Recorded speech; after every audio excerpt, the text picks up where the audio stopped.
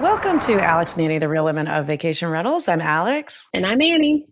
And we're joined today with Susan Berry, who is the president and queen bee of Hive Marketing and the podcast host of the Top Floor podcast, which is an excellent show. If anybody hasn't heard it, you definitely want to check it out. Susan, so good to see you today. Well, the pleasure is all mine. The way we look on the screen, I look like I'm your little buddy in the neighborhood. Like you guys are the big kids and I'm your little friend. I love it. It's hilarious. Well, speaking of being from the neighborhood, you're from my neck of the woods. So you're from Panama City. So we have some history, but our listeners don't know all about you. So why don't you give us a little bit about your background and how you, I guess, came to be the queen bee of Hive Marketing? Well, first we have to talk about Panama City because that's where we're both from. And my mother grew up near there in Graceville, Florida. I don't know if you know that, but it's like teeny tiny right outside of Dothan. And so my father, who grew up in New Orleans, big city man that he is, always said that all roads lead to North Florida because anywhere we would be, my mom and her friends would see people they knew, like in Rome or wherever, just constantly running into people from North Florida. And it's true, man. It happens to me all the time. I've interviewed people on the show and they're like, well, I live in Czechoslovakia now, but I'm originally from Destin, Florida. Oh, okay. Sure you are. So Panama City is where I was born and raised. And Annie, if the listeners don't know, has two sisters, Debbie and Vicky. And Debbie and Vicky were my good friends in high school. I never knew Annie. I wish I had, but cut to adulthood. And now we compete for the same award. And both are in hospitality, both have podcasts. It's like we're living parallel lives. Yes.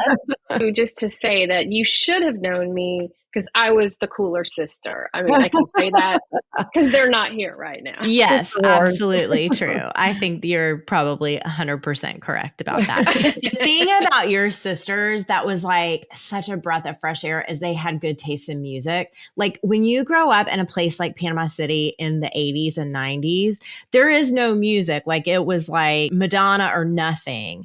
And right. I went away to nerd camp, so I got to hear all this great music from people from big cities. And then I, would come back to Panama City and be like, here we are. Anybody got a Conway Twitty record they want to play or whatever? And so Debbie and Vicky had great taste in music. I was like, yes, finally, some friends who know what's up. It was amazing. Wait, I have a question. Annie, were you more of like a Madonna, typical 80s type of gal, or were you listening to your sister's stuff? My sister and I, we had the same taste. It was like Depeche Mode, The Cure, like all the alternative music. That's what I remember. Yeah. Vicky loved the Smiths. Yeah, definitely. I can totally picture you with a scrunchie and a side ponytail and the leggings. I hope that you can I wore leggings for find some pictures from those days. Well, transitioning now to way past the 80s, but take us back a little bit through your career, Susan, because I know you've done some amazing things and worked in hospitality marketing for quite a while. But I have. So my big girl career started in the 90s in Tallahassee, Florida. I went to FSU and hung out in Tallahassee for a good long while after I was finished with school, after I graduated. And so having waited tables throughout college, I worked for this restaurant group that had an off-premise catering company. So when I graduated, they were like, hey, you want to run this catering company? And I was like, sure, I have nothing better to do because I have no idea what I want to spend my time on. So I did that for like 2.5, 3 years. It was hell. Literal hell. Like I slept in my car in between events. I had a layer of baked beans coating my trunk from where they spilled out. Like it was horrible. It was so hard, but I learned a ton. And I met my then boyfriend, now husband, Sean, and we decided to move to Denver, Colorado. Had I ever visited Denver? No, I had not. But hey, young love. So when I was moving to Denver, my mom was like, listen, you just devoted 2.5, 3 years of your life to going through absolute hell, but you learned something and you have a good title on your resume. Rather than like trying to write the great American novel or whatever silly foolishness you think you're going to do, why don't you try to get a catering job and just see what happens. So I was like, okay, I guess I'll do that. And I applied. I didn't know the difference between banquets and catering, which is a big distinction in the hotel industry, but in off-premise, they're like all one and the same. So I was just applying for everything that seemed like it would fit. And I got a job as a director of catering at a hotel. Y'all, when I tell you that I think I was like 23 or 24, like there is no world in which I should have been given the title director of catering. I fooled them. It worked out beautifully for me. So that was my entry into the hotel business. And then here we are years later, and I am still around. So the official career story is that after that, I was a hotel director of sales and marketing for Starwood for 10 years. This was long pre-Marriott acquisition. So, late 90s, 2000s. And most of what I did for Starwood was open new build hotels. In those days, and for that company, the director of sales and marketing was the first person to get hired because you were the only person who could do anything when the hotel was a hole in the ground. So I loved it. I opened a Westin in the Washington, D.C. market and a W here in Atlanta, where I still live. The thing about openings that appealed to me was there was a lot of learning because you were constantly being pushed into doing things you'd never done before. And there was a lot of autonomy because, again, first employee, only person there. I could do whatever I wanted. Now, that sounds like what I wanted was like a 5 martini lunch. What I wanted was to work. Like I was a super nerd. I was trying to win awards and stuff. I just wanted people to leave me alone. And as the staff would get hired for those openings, there's like all these people around all of a sudden. Like, wait a minute, can't I run this hotel by myself? No? Oh, okay.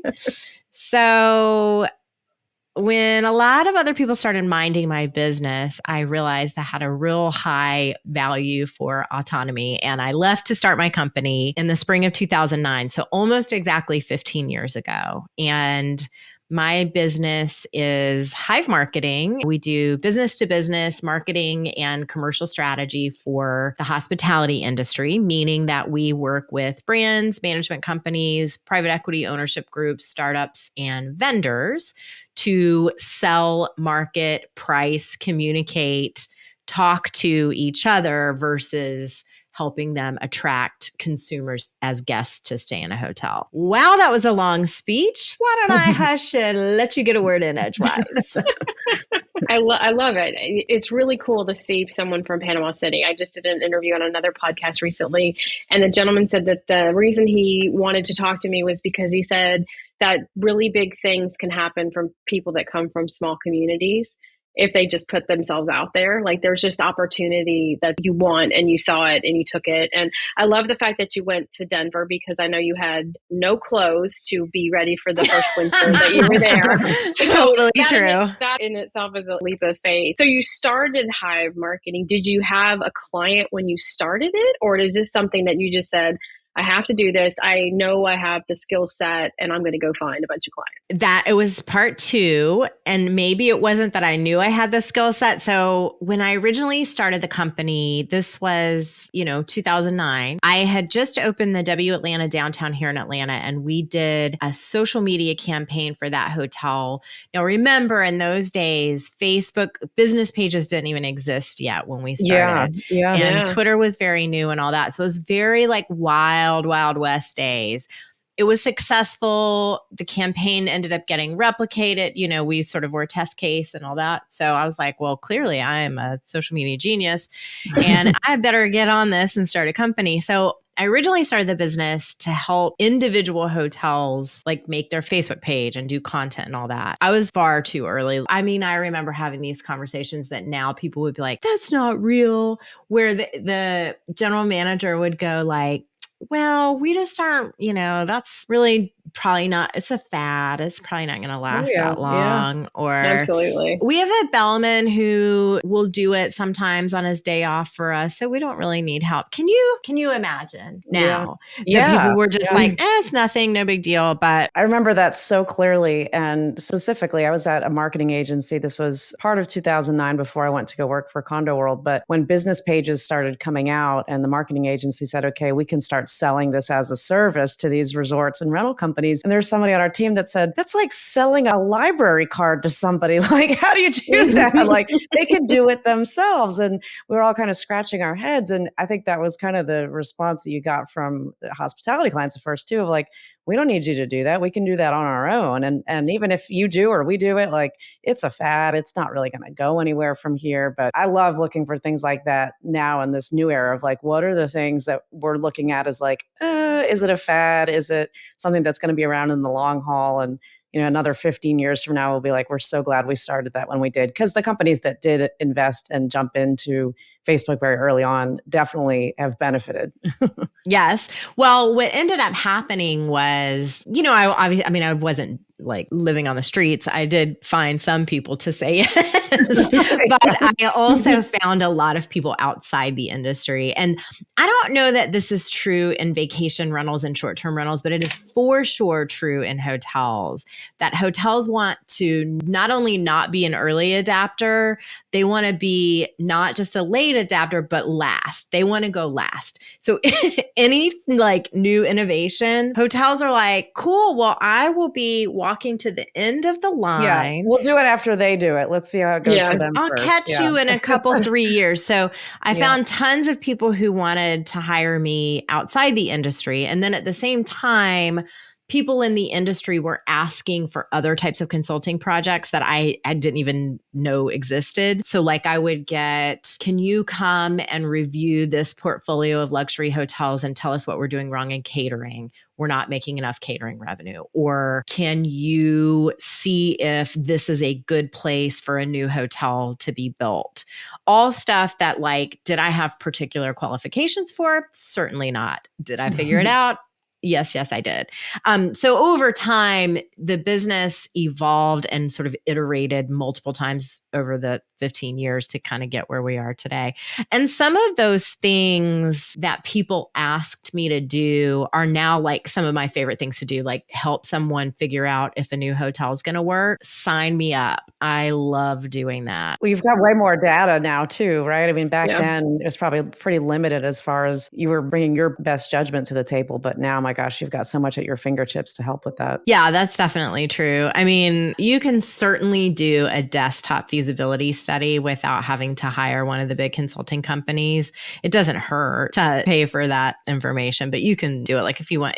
I'm sure the same for rental property owners who are like, is this going to make sense? Yes or no? And kind of desktop it and figure out whether supply and demand are there. You asked the question kind of out there, like if vacation rentals, short-term rentals was like adopting things quick, like unlike the hotel space. And I think that for the longest time, I would say, very slow to adopt. But COVID was like the spark that just lit the industry on fire. And it was just really about survival. And that survival mode kicked in. And there was so much technology that kind of came out of that time, that space that everybody was grabbing for whatever they could grab and like gasping for air. So I feel like from the technology side of the equation, rental space has actually leapt past the hotel space in so many ways. And Alex and I see it a lot just with a lot of the people that we have on the show that talk about their technology and just some of the stuff that's been developed just in the last 5 years is like, again, it took us 30, 40 years to get to that point. And then in 5 years, we blew past everything that we had known. And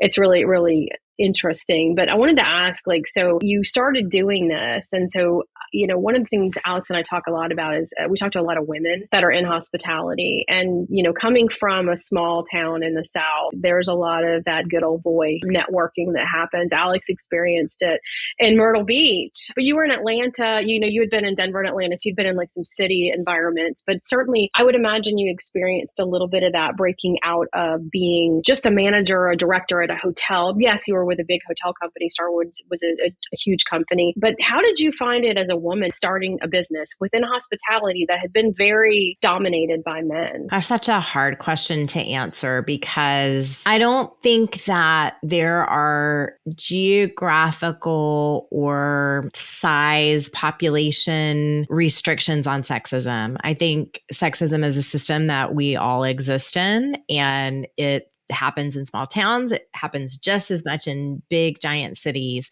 And it's not just the like old school stuff that our moms are like, hey, chase me around the desk and pinch my butt. Like it's, I think there's more pervasive sort of subtlety around that stuff. I don't know if I'm answering your question or giving a speech, but the piece that I think that continues to be important for women in hospitality is to recognize and remember that no matter how often organizations try to tell us that we just need to improve our self-confidence and stop saying sorry, there aren't individual or personal solutions to systemic problems. And so if we spend all of our time doing personal development work, finding the best mentor or sponsor or champion we can, changing the way that we talk and dress and look, none of those things are going to change the fact that women still don't make as much money as men do. Yeah. Very well put. That's very true. I think the nice thing about the role that you're in and that I'm getting to see though too is one, you get to choose who you work with. And that's a nice thing. So I feel like it's a good way to be able to steer around the people that are going to value you. And obviously, when you got into it initially, you had a ton of experience leading up to that. And whether you knew how to do something or not, people trusted you. Or I was really cheap. It's hard to say. Very convincing. I don't think they trust you. And I think you were good. And there's something to be said about people that can get in and figure something out, because a lot of companies, when you're stuck in your own zone and you've got the same people feeding you information and you're not sure if you're making the right decisions on things, it helps to get that outside perspective. And even if that means having to figure out some of the things that they're asking you to do, that's sometimes part of it. But you're obviously a creative problem solver. So, well, there's also something to the restlessness that I think we're talking about before we started recording, where I really cannot just create one service that is infinitely scalable and just be like a widget producer over and over and over again. I can't. Even though I know that's probably like the quickest path to riches, I will never be able to do that because I am restless and I will get bored. So the idea that, at some points in my company's life, more than 50% of the work that I accepted was something I had never done before, just to like keep my brain alive. Yeah, I understand that completely. I have one question now before we hit play. You were talking about within the industry that there's a big push within the hotel industry for sales, marketing, and revenue management to come together. And that's another thing we talk about a lot in vacation rentals. And there's very rarely a director of sales in vacation rentals. That's more of like if it's real estate sales, maybe. And I think that comes down to, hotels, obviously, with the different things that they are selling between the catering, the banquets, the events, things like that. But just bringing marketing and revenue management together is something that's talked about a lot. And I think there are still pretty few companies that have done it really well in a meaningful way, that things are really working together and not in silos. And by working together, it doesn't just mean these properties are down, let's send an email blast. It means let's get ahead of things, let's plan things out for the year. So interested for your take on, what that means in hotels right now and what are they trying to accomplish by that? And is it possible? I think my take is very skeptical and controversial because there is a whole runway of history that leads up to the notion that what people are calling commercial strategy in hotels is new. So I'm going to try to explain this as quickly as I can because it might be boring, but it's important. Back in the day, in the olden times, when I was a wee lass, the revenue management discipline, A, was new and B, reported into the director of sales and marketing. And so if you were good at your job, you learned revenue management because you had to manage the revenue manager. Then at some point in the early 2000s, that revenue management discipline was elevated out of the sales and marketing arena separately to a position that reported into the general manager. There were good reasons for why that happened. There are also still some what an interesting move questions, I think, to make. Yeah. So that happened. And when that happened, all of a sudden, the sales leader and the marketing leader didn't have to know that stuff. Meanwhile, it became completely tech-based. So here you have director of sales and marketing who, bless her heart or his heart, probably like me, started with a giant reservation book where you took a pencil and drew a line through a meeting room and then erased it when they didn't book and whatever, like some foolish nonsense, right? From that to a tech revolution that they now no longer have to pay attention to because it's not their problem.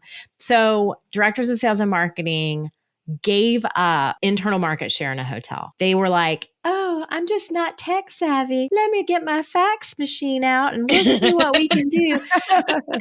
And meanwhile, the revenue strategist is like, oh my God, are you kidding me right now? Like, we have got to do this better, faster. We can't have an Excel spreadsheet run our hotel. All of this to say, this division happened. Now what's happening? And of course, this is not true for every single person in every single one of these positions. It's just kind of like a general observation. So now the revenue team thinks that instead of the old way where the director of sales and marketing is their boss, and instead of the current way where they're equals, that maybe the revenue management discipline should be leading sales and marketing. And again, there are good reasons for that because one side has a lot more data and technology than the other. Is it right? You be the judge. But it's not as cut and dry as like people love to say, we're eliminating silos. Really? Thank you so much. Like I loved silos before. Nobody wants a freaking silo. That's not the issue. The issue is who is the boss of each other. That is what people are trying to sort out, in my controversial, nosy opinion. We'll be back in just a minute after a word from our premier brand sponsor, Extend Team.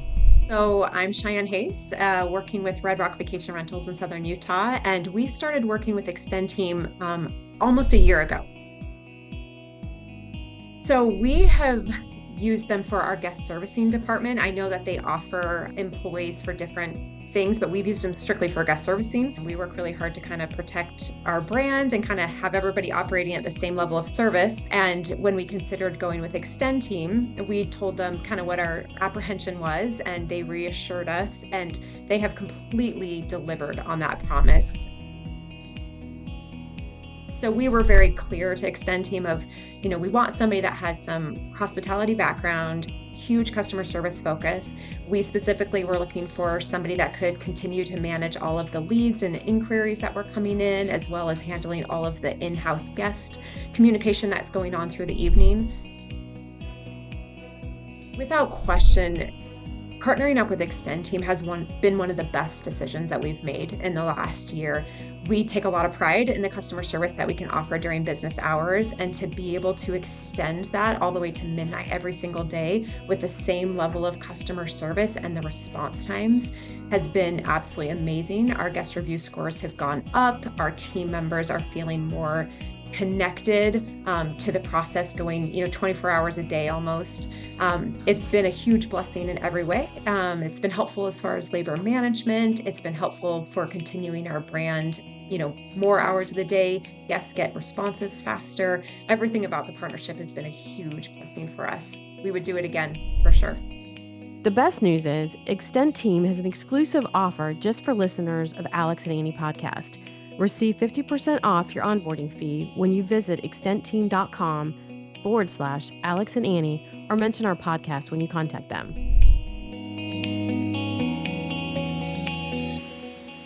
I mean, you can have the best marketing in the world, but if your rates are wrong, it's not going to get booked, right? But on the one hand, I mean, marketing will drive demand. Rates don't drive demand in that same way. If you have bad marketing, but you have great rates, that's still not the answer to the problem. So welcome to supply and demand. B, artificial intelligence, I hate to break it to everyone. This is not going to be robot housekeepers cleaning rooms. This is going to be the major compression of above property revenue strategy. That work can be done. It's math. On the other hand, a brainstorm that you have in the shower about a crazy new package or campaign or way to position your property, I don't think AI takes showers, right? So Yeah. I You don't need think that they're creativity. having those. I don't know. Obviously, I'm biased, but I'm also a revenue person. Like, I am super nerdy. I love to do that stuff. I think you start to lose the personality of a property when you allow the numbers to dictate things from top down. Not that you don't need to have controls and you need to have, and it was funny as you were talking through all that, I was picturing like some of the hotels I worked at in different scenarios where the revenue manager had way more say than the director of sales and marketing and like what that did. And it always went back to giving it back to the sales and marketing side. It always, I've never been in a scenario where revenue won long term, like short rent. Yeah, absolutely. So I'm kind of in the camp that you are. Might be controversial to some people as well. But I mean, hotels have access to a lot more data, and I think they have their eye on the ball with their data way more than vacation rental companies do. I mean, that's one thing that we're still behind in that respect. We've had, great advancements from Key Data and AirDNA and some of these different providers of insights. But you go to any hotel and ask them any statistic on their ADR, their occupancy, I mean, everything. Like they know it and they're looking at it on a daily basis. So I think, somewhere in the middle there's a lot to be learned on both sides. And, the advancement part on hotels, I would say a lot of why the technology and the quick adoption of different tech that's come into the space for hotels has not caught on is because of how flags are set up. I mean, most flags have a lot of their own internal tech, and there are not tons of independent hoteliers out there in the same way that vacation rentals. It is the Wild West that we're all doing our own thing and we've got suppliers, but it's not just top down in terms of the choices that we can make. It's two different things too, because hotels have like that three-legged stool of who's responsible for anything. So is it the brand? Is it the management company? Is it the real estate owner? Nobody wants to pay for it. But the other one is, this is where I think vacation rentals and short-term rentals really benefit and can seize the day. So many hotel companies have these like antiquated on-premise systems that cost $1 bazillion to install. So they're pot committed. Like, when you're playing poker and you're pot committed, you're just in there too much. And everything for short-term rentals is in the cloud. So it's much less expensive. You don't have to have a whole room for servers devoted to it. It's easier to be nimble, I guess. Yeah, very true. You're dealing with the companies, but doing more of the management company wants to find out who other companies are out there that they can manage. So they want to sell their services to the management. Are you doing anything in the vacation rental space that could be, I guess, for what you're doing now? Could you put that in the vacation rental space? I think so. I think it would be probably similar. So the idea, sort of where I've planted the flag and what we stake the company on, is that business to business marketing is about, I hate saying the word awareness because everybody thinks that's fluffy, but it is. It's about awareness and legitimacy, making sure that people recognize your name and giving people information before they're ready to have a sales conversation. So I'm not doing SEO for these websites, right? Because there's no owner of a hotel who's out there going, what management company should I hire? They're going, what does my banker think? What does my lawyer think? Who have I heard good things about? Who have I seen speak at conferences? So all of those pieces, like before someone's ready to have a sales conversation, we just want to establish some key messages like, we are this, we are not that, we are great at this, we are great at that.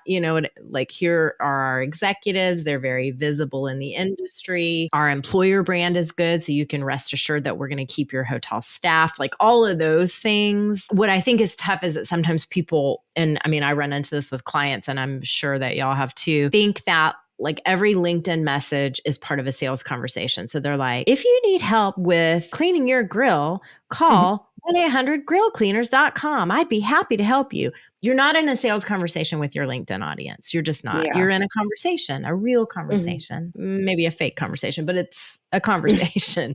And it's a relationship, Exactly. I mean, it's not, all of that work that you do has to be like what real humans do Yeah. when they talk to each other, not Yeah. put her Yeah. there. You know? Yeah, Right. exactly. Yeah. You wouldn't walk up to somebody on a street and just offer to sell them a grill cleaner. So it's like, what's any difference? I mean, maybe, you could. Maybe, yeah. Well, so that's so funny about that, Annie, because maybe it would work one time.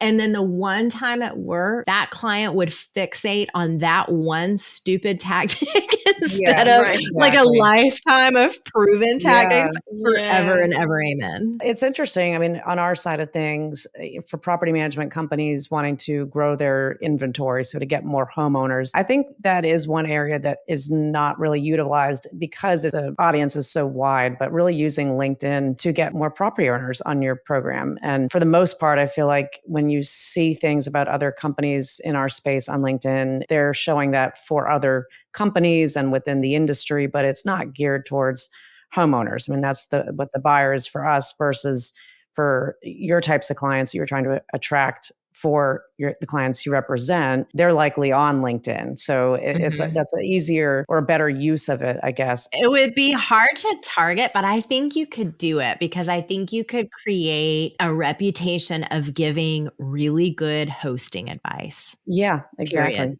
And then slowly but surely be like, here's a good hosting advice. Leave a basket of fruit. Don't have time? Guess who does? You know what I mean? Yeah, exactly. You said host. So that brings me to the hotel world and the short-term rental world colliding. There's a perception on the short-term rental side that the hotel world hates them. And there's a perception on the hotel side that the vacation and short-term rental is coming to get them. Truth lies somewhere in between. I mean, I hope hotel people think that. I have spent so much time in my career feeling like Cassandra from Greek mythology, like, hey, dummies, let's look at what the supply impact is of all of these vacation rentals in your marketplace. You had a bunch of cancellations short term for the Super Bowl. Gee, I wonder how that happened. Could it have been that people put their houses up and hotel people being like, that's not our customer? Oh, yeah? Tell me more about this. The person searching for lodging is not your customer? What do you sell? This is the thing. Hotels think that they are selling service as an experience. Short-term rentals are selling an experience as a service. Yes. So well said. Yeah. Yes, I love that. Anyway, it's crazy making to me, but I hope you're right. I hope hotels are starting to see the short-term rental industry as more of a threat, or at least like pay attention to it, right? Because it is a threat. They should. Well, I think it's just in general, like the both sides seeing each other one way. And again, I think it lies somewhere in the middle. I think that we saw it in Florida, when COVID happened, in that the governor kept vacation rentals open, but said that hotels were a necessary, service. Because again, you said they're selling a service. We're selling an experience. We're selling a memory making tool. We're not in the space of giving you an accommodation for a night when you drive through town like that. It was very tactile in that. And so I think that as a vacation rental industry, we saw that in Florida. And I think with regulations, that's being replicated, that we're coming after people and getting into other people's space when there's enough people traveling that could probably all get along. Now, does that mean there might be too much inventory sitting in certain markets that is short-term versus hotel? And does it make sense that, some people can rent apartments out when they shouldn't be renting apartments out in an apartment complex? There's all these different things that are happening. But I do think it's an interesting, depending on which side of the coin you're on, having worked on both sides of the coin, like I see it just sits in the middle. It's like, we got to get along, guys. We can be friends. I mean, if people were smart, they would build businesses that are a spectrum of lodging types versus deciding that they are one or the other. Yeah. I think, and I actually have been wanting to ask y'all this, so I'm just going to. I feel like anecdotally that I'm hearing from real estate investors who own vacation rental units or properties is that their eyes were bigger than their stomach because of the pandemic. Like things were going so well that they overcommitted and then maybe are starting to scale that back. Is that accurate? Absolutely. Yeah. I mean, I think in a lot of cases too, people that bought during COVID, the projections of what they were told by the real estate agent of what that property would actually produce, that was during COVID that they were giving those projections that they needed to go back to, 2019 and prior to give accurate projections. But that's definitely created an issue for sure. The reason I ask that is if you had the spectrum of lodging type, types, from glamping and hostel to short-term rental and vacation villa to upscale hotel, mid-scale hotel. Like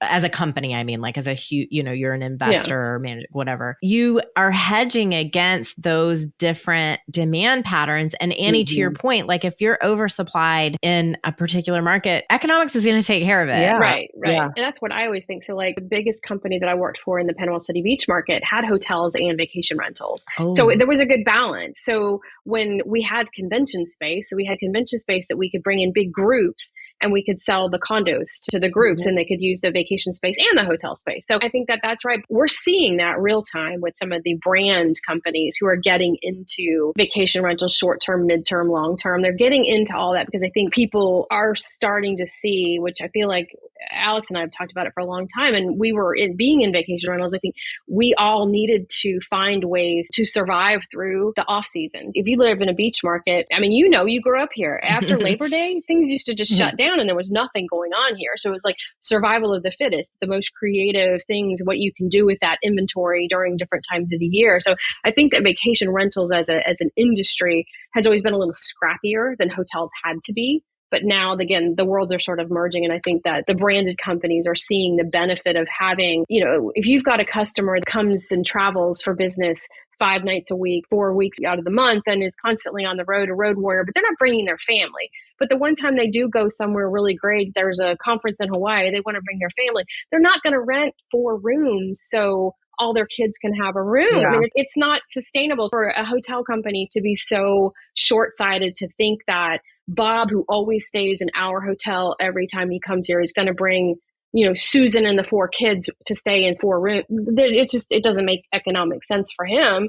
And it doesn't give him a good experience because trying to share a couple of hotel rooms that are linked together with no kitchen, you got to get everybody together to go to dinner. And plus you have to pay $1 million for that dinner if you're having it at a hotel. Well, and if Airbnb has anything to do with it, I'm sure you both have seen the commercials now. I mean, they are just everywhere with, why would you stay in one room when you can have a whole space to yourself? And I mean, commercials are hitting pretty hard this year.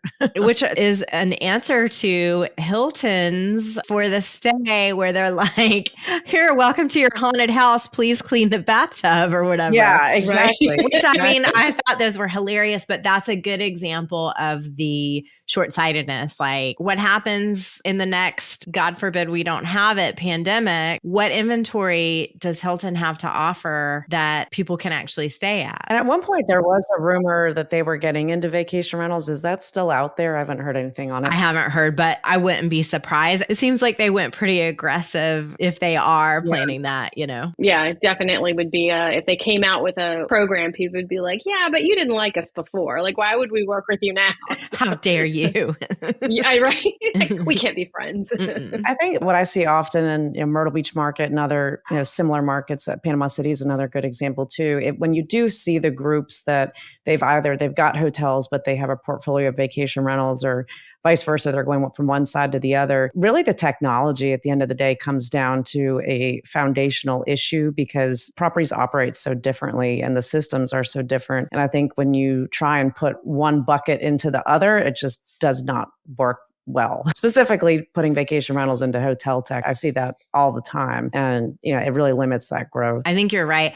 There's something, and I'm going to say it, but I don't know very much about it. So we'll plant the seed and people can go Google it and figure it out. But there's something that I've been hearing tell of lately, which is property management systems that do not base everything on the room. They base it on the guest. Like, right now you have a 100-room hotel, 101, 102, 103. That's how your property management system is set up. Mm-hmm. These like new generation or more modern property management systems are doing that based on guests. I don't exactly know how that works, but you could see that it sounds like it would make sense, right? Like if you have a guest-based, probably should be called a CRM, not a PMS, but whatever. You have a guest-based system, then it doesn't matter what kind of inventory they're using because you're tracking the guests experience, not the box. I don't know. I kind of just talked myself out of thinking that was a smart thing to say. So be cool. No, I think it's an interesting take because I think that hotels could do that with loyalty. Within loyalty, you have like those different avatars, but you also have you have enough information about that guest to know that, like, for me as an example, like I don't like to be near the elevators. I don't like to be on the ground floor. I don't want to be by this, like there's various things, which every single time I stay in a hotel, that's exactly where they put me. Even though you have to fill out all this information and say all this stuff every single time, nobody ever remembers anything.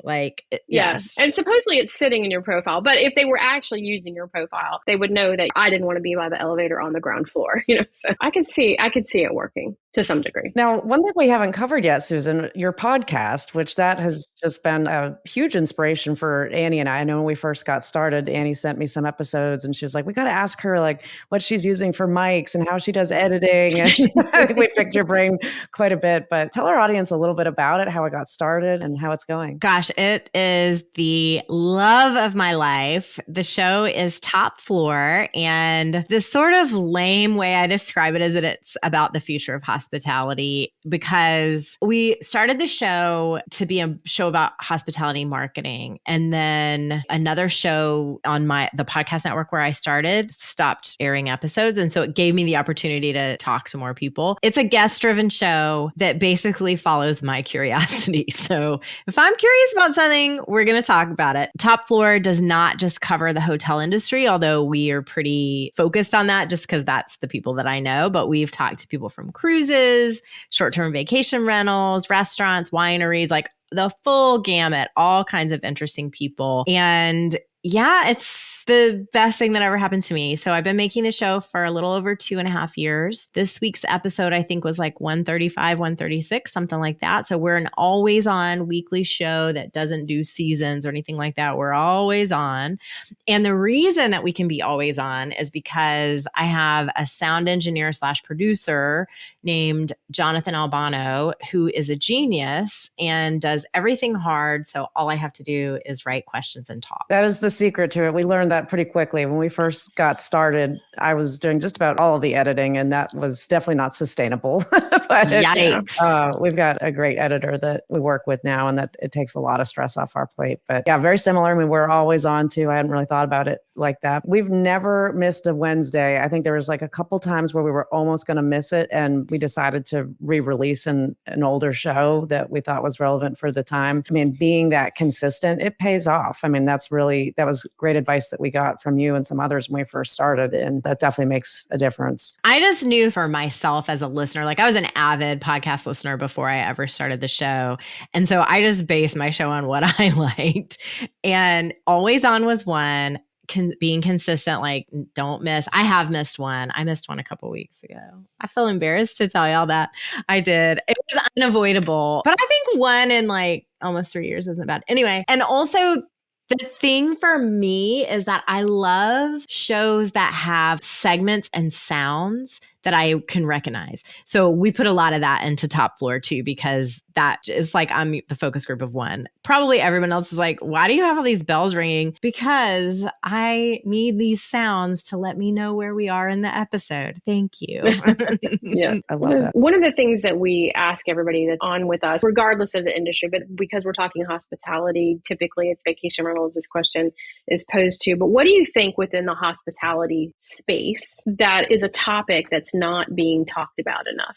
Oh, wow. That is such a good one. I'm going to say Black and people of color executives in our industry.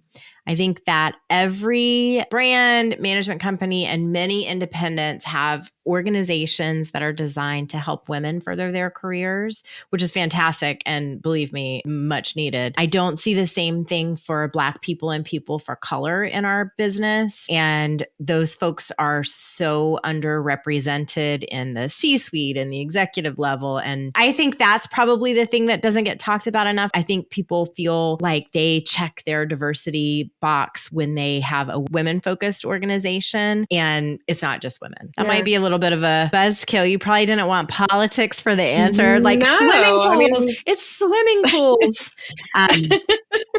I do feel very strongly about that. That comes from what you see real time with you working with groups. I mean, that's not like it's just a thought that you're like, oh, there's got to be some people out there that aren't being represented. I mean, you must be seeing that or you wouldn't feel that that was being missed. It's true. And before the Castell Project was sort of absorbed by the AHLA, they did at least 2 years worth of a study about Black executives in the hotel business, similar to the study that they did about women.